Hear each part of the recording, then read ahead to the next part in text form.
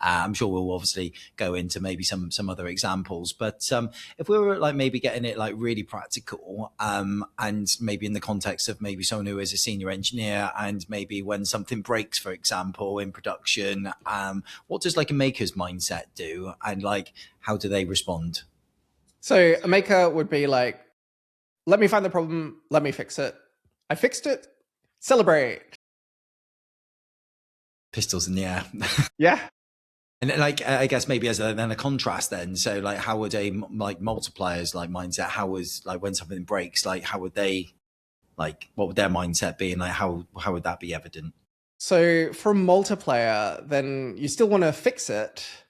But then what you might be doing is, what can I do to either make sure that other people can fix it? So I'm reducing dependency on me. Maybe I'm the bottleneck of, I'm the only person that can solve this problem. And so maybe I can take somebody with me and we can work together on fixing this problem so that in the future, other people can solve this problem as well. And they've learned a little bit more about how to diagnose and support the system. Another multiplier mindset behavior you can think about is, okay, we had this problem. Why did we have this problem? And what can we do to prevent this class of problem happening again and again? And so in software, we often formalize this as that you have incident management, which is actually, we need to fix it, quick fix, whatever.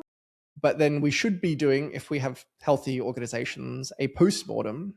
So the root cause analysis to try to understand what contributed to this and to make sure that we have some preventative actions to reduce the likelihood of these things from happening again in the future. And that mindset is the multiplier mindset.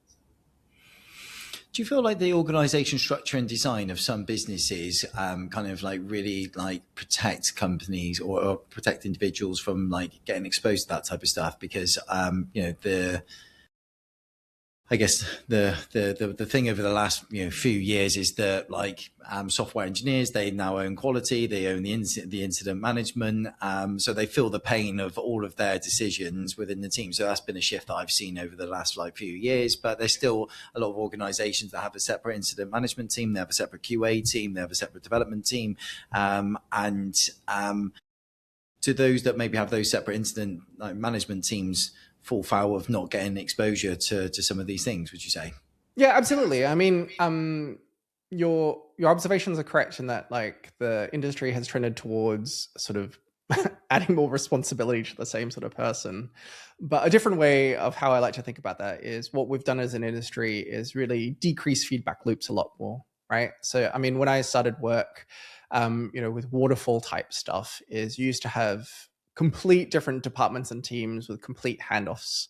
And one of the things that the agile movement brought in was kind of this lean thinking of how do we reduce these feedback loops so that people can make better decisions with better context and information.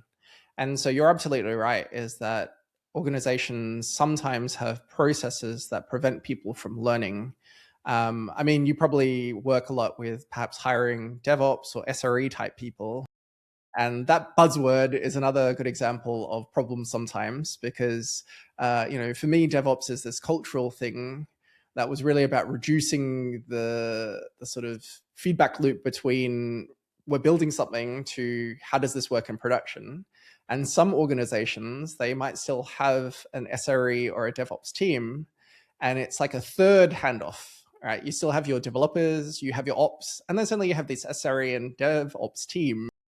And, it's the question about, are they slowing the feedback loop or are they helping to increase the transparency and information?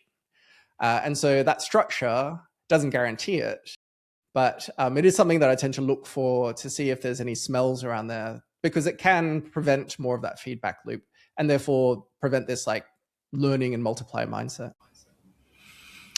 So if I was to maybe walk into like a new team and there is a multiplier leader in the business, like what potentially feels different, and what maybe like changes internally for the leader